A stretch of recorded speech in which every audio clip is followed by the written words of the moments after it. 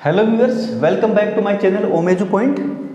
हमारा लगातार जो आईबीपीएस का सीरीज चल रही थी उसमें आज है हमारा आरआरबी यानी रीजनल रूरल बैंक। तो रीजनल रूरल बैंक से पहले हमने आईबीपीएस की जो नेशनलाइज्ड बैंक हैं, राष्ट्रीयकृत बैंक हैं 11, उनकी संख्या 11 है। तो उन 11 बैंकों के बारे में हमने बात कर ली थी। उसमें क्लरिकल की पोस्ट, बैंक पीओ, एमटीज और स्पेशलिस्ट ऑफिसर, इन सब पोस्टों की क्या क्वालिफिकेशन है, क्या उसकी एजुकेशन क्वालिफिकेशन चाहिए, उसमें क्या एज लिमिट है, क्या उसका पेपर सिलेबस है, यानी कितने टाइप के एग्जाम्स लगेंगे, वो सारा हमने लास्ट वीडियो में कवर कर लिया था। इससे पहले जो भी आईबीपीएस के वीडियो कंप्लीट हुए हैं या बनाए उनमें है वो सारा आप देख सकते हैं। ये आज का वीडियो है आरआरबी का, जो आईबीपीएस हर साल आरआरबी की यानी रीजनल रूरल बैंक की वैकेंसी लेता है उसके बारे में है। उसमें कौन कौन सी पोस्ट जो आरआरबी के अंडर में ली जाती है, यानी आईबीपीएस लेगा एग्जाम तो, लेकिन लेगा किसके लिए, ये जो क्षेत्रीय ग्रामीण बैंक है इनके लिए लेगा। अब इनके लिए कौन कौन सी पोस्ट होती है, पहली पोस्ट होती है सबसे छोटी ऑफिस असिस्टेंट, जो मल्टीपर्पज़ के रूप में काम आते हैं, यानी जो ऑफिस के लिए सहायक हैं, यानी मल्टीपर्पज़, इस नाम से ये पोस्ट होती है, सबसे छोटी पोस्ट जो निकलती है इसमें। ठीक है। इसके बाद ऑफिसर स्केल में फर्स्ट और सेकंड, थर्ड, 3 स्केल के ऑफिसर्स की ली जाती है इसमें वैकेंसी। ठीक है। ये आईबीपीएस ही आरआरबी के जो इन पोस्टों की वैकेंसी आईबीपीएस ही लेता है और हर साल इसकी वैकेंसी मई या जून में, मोस्टली जून में ही निकलती है।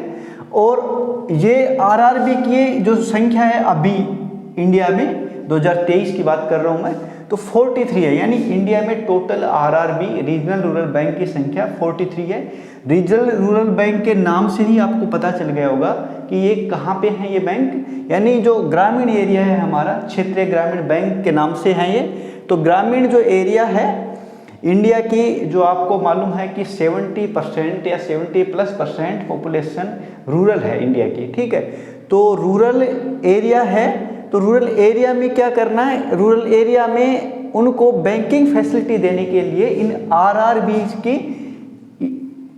को इस्टेब्लिश किया, यानी इनकी स्थापना की गई वहाँ पे। नहीं तो बैंक तो हमारे पास ये नेशनलाइज बैंक थे 11 राष्ट्रीय बैंक, यानी पहले इनकी संख्या 20 थी, उससे ज़्यादा भी थी पहले। ठीक है। तो वो जो नेशनलाइज बैंक हैं, राष्ट्रीयकृत बैंक हैं 11 अभी इस टाइम पे, तो उनके अलावा इनकी ज़रूरत इसलिए पड़ी क्योंकि वो बैंक तो मोस्टली सिटीज़ में या बड़े कस्बे में होते थे, लेकिन क्षेत्रीय जो ग्रामीण यानी ग्राम पंचायत लेवल पे इन बैंकों को खोला गया। इनका मेन मकसद ये था कि जो ग्रामीण अर्थव्यवस्था है, यानी ग्रामीण लेवल पे जो बैंकिंग फैसिलिटी है उसको आगे बढ़ाना, और जो ये ग्रामीण पॉपुलेशन है वो इंडिया की इकोनॉमी में एक बहुत बड़ा योगदान देते हैं, इसलिए इनको बैंकिंग फैसिलिटी देने के लिए रीजनल रूरल बैंक की स्थापना की गई। ठीक है।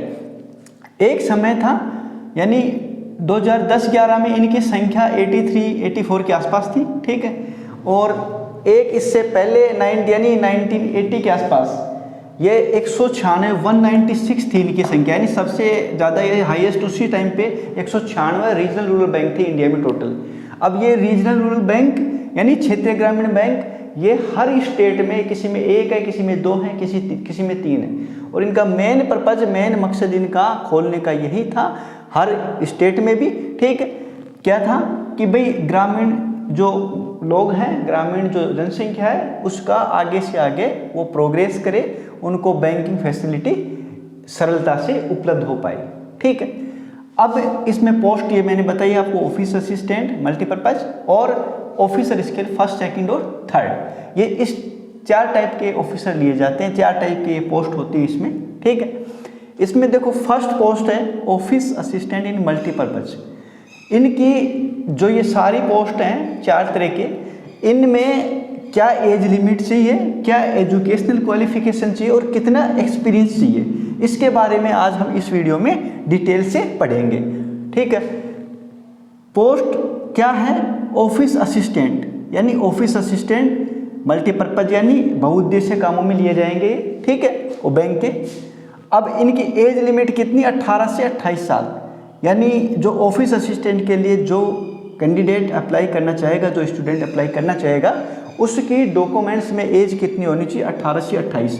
अब ये एज लिमिट और ये एजुकेशनल क्वालिफिकेशन ये कब होनी चाहिए? इसके लिए बैंक की जितनी भी वैकेंसी आती है उन सब बैंक में जो फॉर्म, जिस चीज़ का फॉर्म निकलेगा, चाहे वो IBPS के क्लरिकल PO वगैरह का हो, चाहे ये RRB वाले फॉर्म हो, तो इनमें सब में क्या कंडीशन दे रखी है?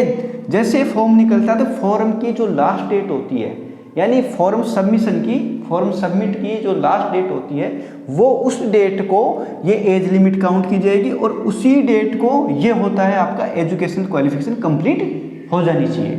यानी लास्ट डेट, फॉर्म की जो लास्ट डेट होती है, अंतिम तिथि होती है जमा करवाने की, उस दिन तक आपकी ये जो एजुकेशनल क्वालिफिकेशन ये कंप्लीट हो जानी चाहिए।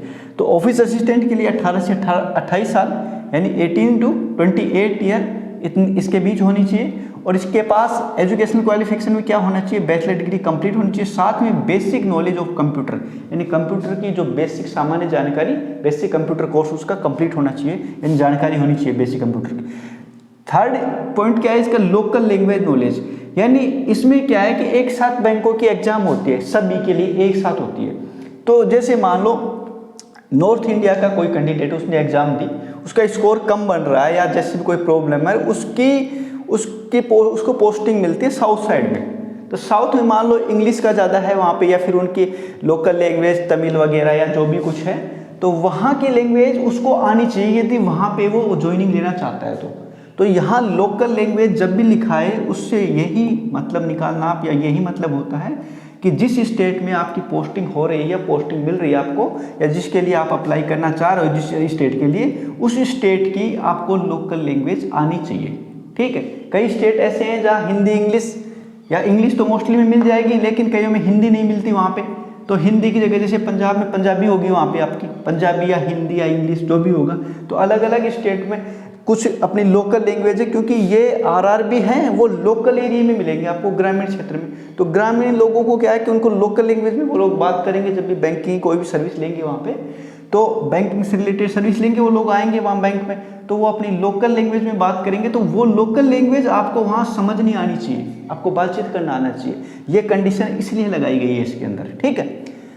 और ये रूल RRB में ही है लोकल लैंग्वेज का, बाकी आपके नेशनलाइज जो बैंक है उनमें नहीं है ऐसा कंडीशन। बाकी ये हो जाता है, ऐसी कोई बहुत बड़ी प्रॉब्लम नहीं आती इस लोकल लैंग्वेज में, क्योंकि जैसे हिंदी भाषी स्टेट हैं बहुत से, तो उसमें तो क्या है कि हिंदी भाषी बहुत से उनको तो वैसे मिल जाते हैं कई बार। बाकी जो बच गए इंग्लिश, तो इंग्लिश वाले जहाँ पे हिंदी लैंग्वेज नहीं है वहाँ मोस्टली स्टेट्स में इंग्लिश बोली जाती है, तो हिंदी वाला इंग्लिश आराम से कर लेता है, ठीक है, इंग्लिश में बातचीत हो जाती है उसकी, ठीक है, यानी उसको कोई दिक्कत नहीं आती। तो कोई बहुत बड़ा इशू नहीं है। ये चीज़ आपकी मेन चीज़ तो आपकी बैचलर डिग्री कंप्लीट होनी चाहिए और आपका सिलेक्शन होना चाहिए, ठीक है।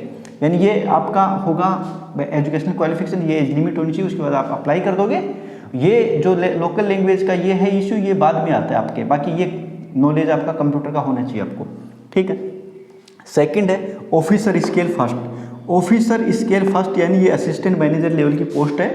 इसमें एज लिमिट है 18 से 30 यानी 18 to 30 ईयर्स, 18 से 30 साल के बीच एज लिमिट होनी चाहिए। इसकी कंडीशन भी वही है जैसे बैचलर डिग्री कंप्लीट होनी चाहिए, ठीक है, साथ में basic knowledge of computer and local language का नॉलेज होना चाहिए।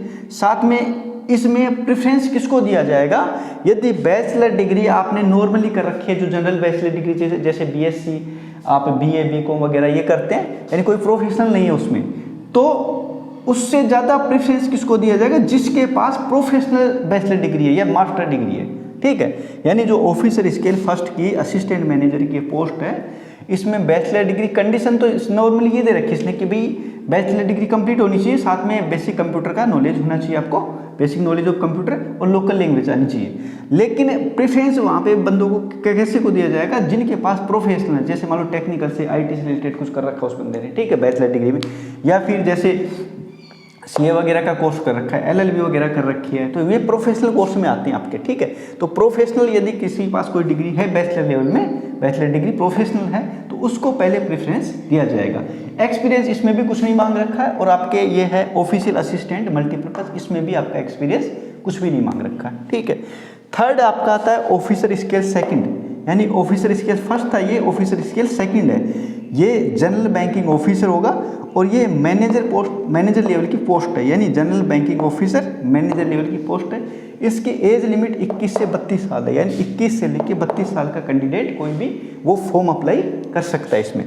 अब इसकी कंडीशन क्या है एजुकेशनल क्वालिफिकेशन में, bachelor degree complete with the 50% marks. देखो यहाँ पे मार्क्स नहीं थे कोई भी, बैचलर डिग्री कंप्लीट मांग रखी है, इसमें कितने परसेंट होनी चाहिए वो कंडीशन नहीं दी थी, लेकिन यहाँ पे क्या है कि bachelor degree complete with 50% marks aggregate, यानी एग्रीगेट सारे सब्जेक्ट में मिला के आपके 50% मार्क्स बैचलर डिग्री के अंदर होनी चाहिए, जो आपकी बैचलर डिग्री यानी ग्रेजुएशन, ठीक है।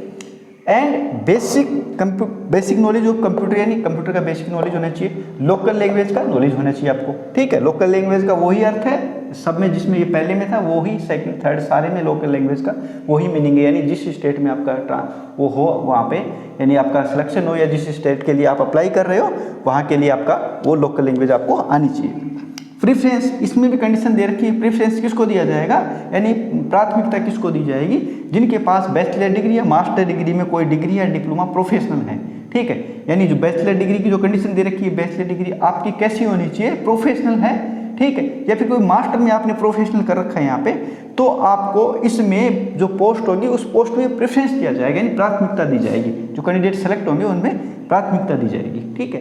तो ये हुआ आपका एजुकेशनल क्वालिफिकेशन का, ऑफिस असिस्टेंट का, ऑफिसर स्केल फर्स्ट का, ऑफिसर स्केल सेकंड का। और ऑफिसर स्केल सेकंड में एक कंडीशन दे रखी है एक्सपीरियंस की, कि देखो इसमें तो ये है मैनेजर असिस्टेंट मैनेजर लेवल की है, ठीक है। इसके बाद ये है फुल मैनेजर जो होता है, ठीक है, उसकी है। इसमें कंडीशन क्या है, असिस्टेंट मैनेजर में कोई एक्सपीरियंस की जरूरत नहीं होती है, उसमें प्रोफेशनल वालों को थोड़ा प्रेफरेंस दे दिया जाएगा। इसमें प्रोफेशनल वालों को प्रेफरेंस दिया जाएगा, लेकिन साथ में क्या है 2 साल का एक्सपीरियंस होना चाहिए, ठीक है। कोई भी कैंडिडेट जो इसके लिए अप्लाई करना चाह रहा है उसको as an officer in a bank और ए फाइनेंशियल इंस्टीट्यूशन, यानी उस कैंडिडेट को 2 साल का किसी बैंक में एक्सपीरियंस होना चाहिए एज ए ऑफिसर, यानी ऑफिसर लेवल के में बैंक में काम करना चाहिए वो 2 साल तक, या फिर किसी फाइनेंशियल इंस्टीट्यूट यानी कोई भी वित्तीय संस्था होगी इंस्टीट्यूशन, ठीक है, उसमें कोई संस्था बनी होती है जो भी अपनी फाइनेंस से रिलेटेड, तो उनमें 2 साल का एक्सपीरियंस होना चाहिए काम करने का, ठीक है। तो ये आपका हुआ ऑफिसर स्केल सेकंड के बारे में, ऑफिसर स्केल फर्स्ट के बारे में और ऑफिस असिस्टेंट, इन तीनों के बारे में एजुकेशनल, एज लिमिट और आपका एक्सपीरियंस ये कंप्लीट हुआ। देखो इनकी एजुकेशनल के बारे में दोबारा और बता देता हूँ मैं। एजुकेशनल क्वालिफिकेशन है वो आपकी इसकी फॉर्म की जो लास्ट डेट होगी, यानी जब हर साल फॉर्म निकलता है, हर साल जब इस फॉर्म की लास्ट डेट होगी उस टाइम पे आपकी एजुकेशनल क्वालिफिकेशन कंप्लीट हो जानी चाहिए।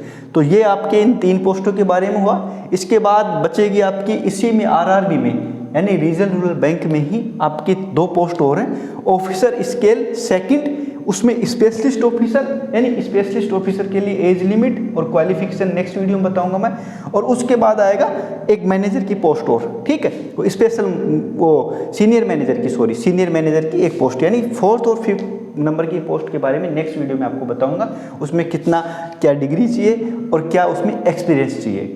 तो ये लगातार ये वीडियो जो IBPS के चल रहे हैं, सीरीज में चल रहे हैं, एक पोस्ट के बारे में मैंने डिटेल्ड इन्फॉर्मेशन दी है, तो ये ज़्यादा से ज़्यादा आप वीडियो को शेयर लाइक करें और चैनल को सब्सक्राइब करें, और अपने फ्रेंड सर्किल में या जो कोई पेरेंट्स देख रहे हैं तो वो ज़्यादा से ज़्यादा इस वीडियो को अपने बच्चों या जो भी अपने रिलेटिव्स हैं उनको इनकी इन्फॉर्मेशन दें। ये हर साल निकलने वाली वैकेंसी है, इसीलिए मेरा मेन मकसद ये था कि जो हर साल सेंट्रल गवर्नमेंट में या किसी स्टेट गवर्नमेंट में निकलती है, मोस्टली तो मैं सेंट्रल गवर्नमेंट का ही बना रहा हूँ, चाहे वो UPSC के अंडर में हो, चाहे SSC के अंडर में हो, या फिर आपके IBPS के अंडर में। ये बहुत सी वैकेंसियाँ ऐसी हैं, ठीक है, बहुत से ऐसे ये ऑर्गेनाइजेशन है जो हर साल फिक्स ये पोस्टें लेते हैं, पोस्ट की वैकेंसी होती है, यानी इन जो ये पोस्ट हैं, जैसे इसमें ऑफिस असिस्टेंट हो गया, ऑफिसर स्केल हो गया, जो आपका क्लरिकल है IBPS में, ठीक है, बैंक PO है, इनकी हर साल आती है वैकेंसी, इसीलिए उनकी डिटेल जो इन्फॉर्मेशन वो देख के आप अपने बच्चे को या अपने किसी रिलेटिव या किसी भी जो नया अभी स्टूडेंट है, तैयारी करने का है, या फिर जिसको बैंकिंग फील्ड में जाना है तो बैंकिंग का देख सकता है, यूपीएससी फील्ड का तो यूपीएससी के मेरे वीडियो पड़े हैं, एसएससी फील्ड में जाना चाहता है तो एसएससी और उसमें ज्वाइन करना चाहता है तो उसमें भी आप देख सकते हैं, एसएससी के मेरे पास वीडियो पड़े हैं चैनल पे। तो आप किसी भी टाइप के सेंट्रल गवर्नमेंट जॉब के बारे में अपने चैनल पे अपनी डिटेल्ड इन्फॉर्मेशन ले सकते हैं। Thank you.